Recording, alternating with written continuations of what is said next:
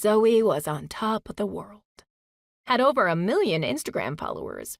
She knew plenty of the right people, and yet she shouldn't take such an exciting time for granted, and yet she was lonely as hell.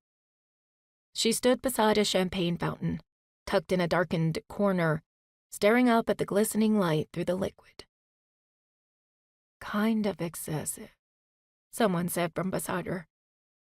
She glanced sideways to see that it was Pia Marino, a talk show host and comedian that she had met briefly through other friends.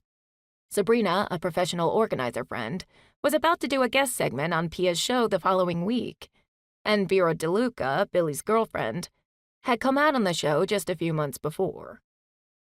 I mean, it's not even drinkable, Pia said, crossing her arms as she watched the bubbles.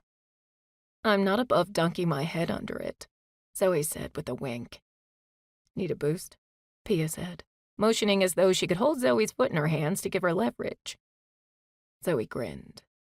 I'm a huge fan, by the way. I don't know if you remember me, but Pia shook her head. Zoey McCarren, you're the keyboardist for my favorite band, she said. Zoey raised her eyebrows. Your favorite band? I praise, she said. Heart's Content got me through a tough spot, Pia said, shoving her hands in her pockets. Zoey looked her over. Pia was wearing a casual suit with loose-fitting pants and open vest over a button-up and a blazer. She looked positively handsome. Zoey paused for one moment, wondering if it was weird to ask Pia what brand she was wearing. Well, I'm glad we could help, Zoey said, smiling. Though I wouldn't take someone so funny for having tough spots. Pia raised an eyebrow.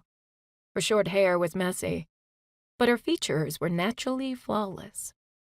Besides the tiny hint of lines near the corners of her eyes, Zoey wouldn't have been able to discern her age, which she knew was 40-something.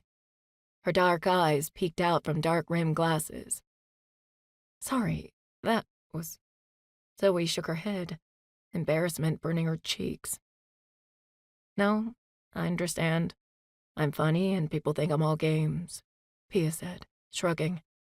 Judging by how she didn't seem to tense up, Zoey guessed it was a common feeling. We're about to start recording a new album, Zoey said, quickly changing the subject.